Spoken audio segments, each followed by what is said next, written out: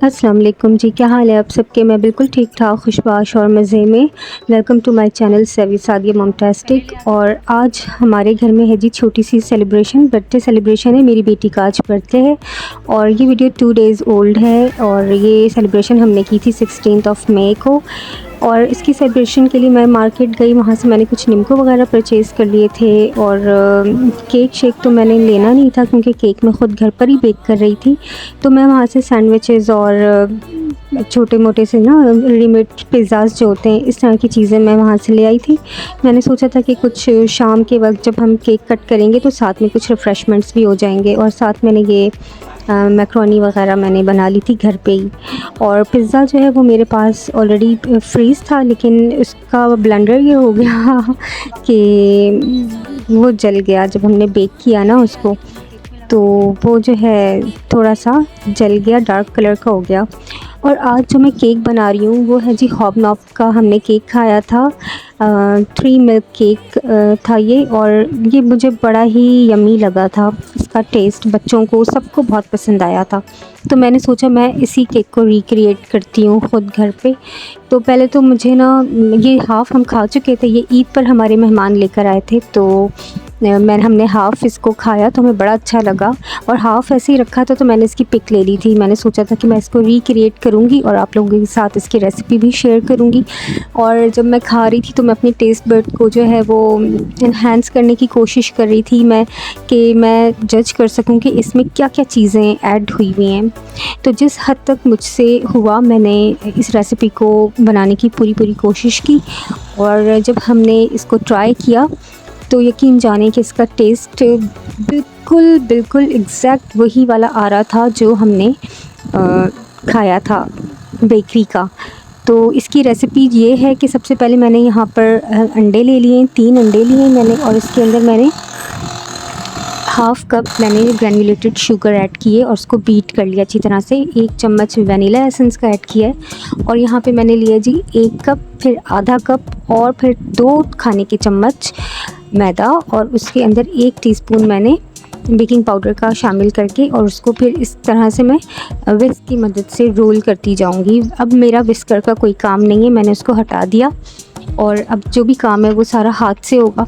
यहाँ पर मैंने एक मिस्टेक कर दी कि मैंने 1 कप मैदा जो है वो तो मैंने अलग उसमें निकाला था बर्तन में, तो वो पीछे ही रह गया। और ये हाफ़ कप और 2 टेबल स्पून जो मैदा था ये मैंने इसके अंदर ऐड करके और उसको केक को बेक करके तैयार भी कर लिया। और जब बाद में नज़र पड़ी कि 1 कप मैदा और था वो भी इसमें ऐड करना था, तो वो तो यहीं पे ही रह गया। खैर ये वाला स्पंज भी बहुत अच्छा बन के रेडी हुआ था, लेकिन जब आप इस केक को ट्राई कीजिएगा, ये स्पंज बनाइएगा, तो आपने पहले 1 कप लेना है मैदा, उसके अंदर आधा कप मैदा और शामिल करना है, और फिर 2 टेबल स्पून और मैदा उसके अंदर ऐड करके फिर इसका बैटर तैयार कर लेना है। और मैंने यहाँ पर 3 अंडे लिए, आप चाहें तो यहाँ पर 4 अंडे भी यूज़ कर सकते हैं, नो इशू। और यहाँ पर मैं ऑयल ऐड कर रही हूँ, तकरीबन 3 टेबल स्पून मैंने ऑयल ऐड किया है, और साथ ही मैं 3 टेबल स्पून मिल्क ऐड करूँगी। वार्म नहीं होना चाहिए, मिल्क रूम टेम्परेचर पे होना चाहिए। और मैंने मिल्क चूँकि थोड़ी देर पहले ही बॉईल किया था, तो मैंने कप्स में इस तरह से ना अलग करके, ताकि वो जल्दी से ठंडा हो जाए, तो मैंने कप्स में निकाल लिया था और साइड पे कर लिया था। क्योंकि अभी मुझे इसकी जब टॉपिंग करनी है, फ्रॉस्टिंग करूँगी, तो उसमें भी मुझे मिल्क ऐड करना है। तो अब मैंने ये किया है कि इसको हाथ से ही अच्छी तरह से रोल कर लिया था। और इसके बाद मैंने एक पैन ले लिया, ये तकरीबन 7 इंच वाला पैन है, और इसके अंदर मैंने लाइनिंग ऐड कर दी है। और अब मैं इसके अंदर सारा मिक्सचर जो है वो ऐड कर रही हूँ, और इसको मैं बेक करूँगी 180 डिग्री सेंटीग्रेड पर, यही कोई 15 मिनट के लिए। और आप अपना अवन टेम्परेचर जो है, जो एडजस्टमेंट है, उस लिहाज से आप देख लीजिएगा कि आपको किस पर बेक करना है। मेरा वाला जो अवन है वो 180 पे अच्छा खासा बेक कर देता है, 15 to 20 मिनट्स में केक अच्छा सा बेक होकर रेडी हो जाता है। और कोई भी आपके पास टूथपिक हो या जो स्क्वायर होता है, उससे भी आप उसको चेक कर सकते हैं, नाइफ़ से या फोक से भी चेक कर सकते हैं। जब बिल्कुल साफ़ सा निकल आए तो इट मीन्स कि आपका केक डन है। और ये देखिए 1 कप मैदा जो मेरा मिस हुआ है ना, उसकी वजह से ये केक जो है वो वॉल्यूम भी बहुत, हाइट में भी बहुत कम लग रहा है। लेकिन खैर जब मैंने इसकी फ्रोस्टिंग की थी, मैंने सोचा था कि फिर मैं इसकी फ्रोस्टिंग से जो है ना इसको कवर कर लूँगी। तो फ्रॉस्टिंग के बाद फिर केक अच्छा बन गया था मेरा, बहुत अच्छा लग रहा था। तो मैंने इसको थ्रेड से कट किया है। थ्रेड से बहुत अच्छा स्पंज कट हो जाता है। आप चाहें तो केक लेवलर भी यूज़ कर सकते हैं। और मैं यहाँ पर इसका जो थोड़ा सा पार्ट है केक का वो अलग कर रही हूँ, इसके क्रम्स बनाने के लिए जो मुझे डेकोरेट करने हैं फिर लास्ट में। तो इसलिए मैंने थोड़ा सा केक बचा के रख लिया है। और यहाँ पे मैंने लिया है तकरीबन हाफ़ कप मैंने कंडेंस्ड मिल्क लिया है और उसके अंदर ऐड किया मैंने रेगुलर मिल्क जो होता है हमारा, वो 1 कप की जितना मैंने इसके अंदर ऐड किया है। और साथ मैंने 2 टेबल स्पून भर के इसके अंदर पाउडर मिल्क ऐड किया है। अब इन तीनों चीज़ों को मैंने मिक्स कर लिया है अच्छी तरह से, इसीलिए इसका नाम है 3 मिल्क केक, क्योंकि हम इसमें 3 तरह के मिल्क यूज़ कर रहे हैं। तो ये जो हमारा लिक्विड बनके तैयार हुआ है, इसको हमने सबसे पहले तो फोक की मदद से पंचिंग लगा ली है सारी, और उसके बाद अब ये वाला लिक्विड बैटर अब हम इसमें ऐड कर रहे हैं, पोर कर रहे हैं, ताकि ये अच्छा सा फ्लफ़ी सा हो जाएगा। ये केक काफ़ी राइज़ करेगा, थोड़ा बहुत तो राइज़ करेगा। और इसका ऊपर वाला जो पोर्शन है इसको भी हमने फोक से हमने पंचिंग करके, और उसके बाद इसके ऊपर भी ये लिक्विड हमने पोर करके, और अब मैं इसको रखूँगी रेफ्रिजरेटर में बहुत अच्छी तरह से जब ये सेट हो जाएगा। और इसके ऊपर फिर मैंने लगाई थी ये अपना विपिंग क्रीम। ये मार्केट में बहुत आराम से मिल जाती है विपिंग क्रीम के नाम से, और आपने जस्ट इसको बीट करना होता है, और बीट करने के बाद आप इसकी फ्रोस्टिंग कर लेते हैं। वैसे तो अमूमन आप दूसरी वाली जो क्रीम्स आती हैं जिनको आप कैस्टर शुगर के साथ भी करते हैं बीट, और उससे आप फ्रोस्टिंग करते हैं, लेकिन उससे कहीं ज़्यादा अच्छी ये वाली क्रीम होती है जो विपिंग की क्रीम होती है। इसमें आपको एक तो कोई रिस्क नहीं होता कि आपका क्रीम जो है वो आपका सॉफ्ट पीक पे आएगा कि नहीं आएगा, कहीं बैठ तो नहीं जाएगी क्रीम, कहीं फट तो नहीं जाएगी, ऐसा कोई भी सीन नहीं होता। तो मैं तो यही हाईली रिकमेंड करूँगी कि आप विपिंग क्रीम जो है वही हमेशा यूज़ करें अगर आप केक बनाने के शौकीन हैं तो। और यहाँ पर मैंने केक की फ्रॉस्टिंग करके क्रीम के साथ उसको रख दिया था फ्रिज में, और अच्छा सा जब क्रीम सेट हो गया था ना, तो फिर मैंने इसके लिए दूसरी क्रीम जो हमारी चॉकलेट क्रीम होगी, गनाश कह लें, वो मैंने यहाँ पे तैयार की थी।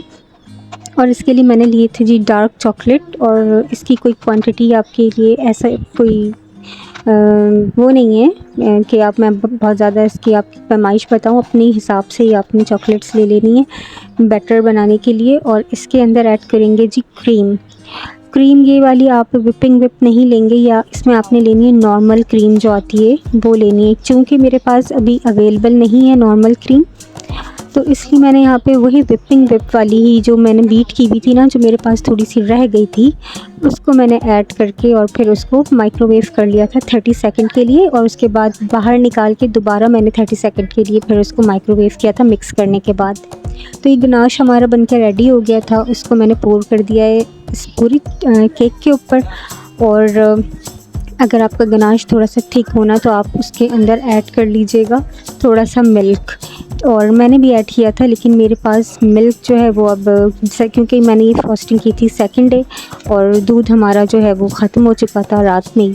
तो सेकंड डे जो है दूध वाला तो आता है शाम को, तो सुबह के वक्त मैंने फ्रॉस्टिंग की थी, दूध था नहीं, तो मैंने पाउडर मिल्क ऐड करके और वो उसके अंदर ऐड कर दिया था। तो जिसकी वजह से ना, क्योंकि पानी ऐड हो गया था, पानी के अंदर थोड़ा सा मैंने मिक्स करके किया था, तो थोड़ी सी बबलिंग आ गई थी ऊपर।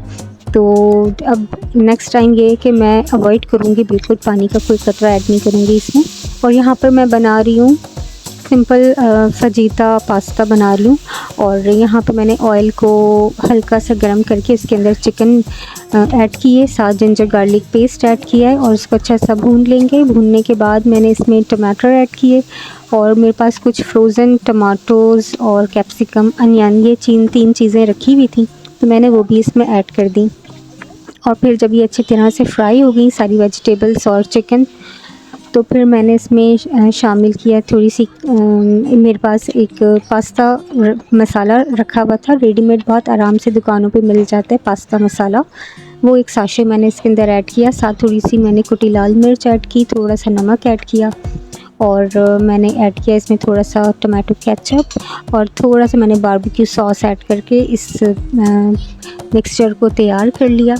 सारी वेजीज़ जब हमारी ये तैयार हो गई, तो फिर इसमें मैंने ऐड कर दिया पास्ता जो मैंने बॉईल करके रखा हुआ था, थोड़े से नमक और ऑयल के साथ। और उसके बाद मैंने इसको टॉस कर लिया, कवर करके 2 से 3 मिनट के लिए रखा था। और ये पास्ता भी हमारे बिल्कुल रेडी हो चुके थे। और जो पिज़्ज़ा मैंने पहले रेडीमेड बना के रखा हुआ था पहले ही, उसको मैंने निकाल कर बेक करना चाहा, लेकिन चूँकि मैं दूसरे कामों में लग गई तो मुझे ख़याल ही नहीं रहा कि ओवन में पिज़्ज़ा भी है, तो वो थोड़े से ना ओवर बेक हो गए और जल गए, थोड़े से ब्लैक ब्लैक से हो गए। ख़ैर वो खा लिए गए थे, हमारे यहाँ बच्चों ने खा लिया था, क्योंकि पिज़्ज़ा के शौकीन हैं तो पिज़्ज़ा थोड़ा सा अगर बर्न हो भी गया ना तो भी खा लेते हैं बच्चे, नो इशू। तो खैर वेस्ट तो नहीं गए थे, लेकिन ये है कि थोड़ा अफसोस हो रहा था। और बाकी ये चीज़ें जो हैं सैंडविचेस वग़ैरह, ये तो मैंने बाहर से ही ले ली थी। तो बस हमने सेलिब्रेट कर लिया, शिज़ल का बर्थडे था तो उसको विश किया, उनकी फ्रेंड्स वगैरह आई, उन्होंने भी शिज़ल को कुछ गिफ्ट्स वगैरह दिए और विश किया, और काफ़ी अच्छा टाइम स्पेंड किया सब ने। शीज़ देखें कितना खुश है, उसको कितनी खुशी हो रही है। और इसके बाद ही जो है ना सारिम का बर्थडे आ रहा है माशाल्लाह से 21 मई को, तो इंशाल्लाह उसका बर्थडे भी सेलिब्रेट करेंगे हम तो बस यूँ ही घर पर ही सेलिब्रेट करते हैं, आपस में अपनी फैमिली होती है और सेलिब्रेट कर लेते हैं। बस छोटी छोटी खुशियाँ हैं, मिलकर मनाते हैं, एंजॉय करते हैं और एक दूसरे के साथ खुश रहते हैं। मेरी दुआ है कि आप लोग भी एक दूसरे के साथ अपने ख़ानदान में खुश रहें, आबाद रहें और मुझे अपनी दुआओं में याद रखें। नेक्स्ट वीडियो तक के लिए दीजिए मुझे इजाज़त। अल्लाह हाफ़िज़।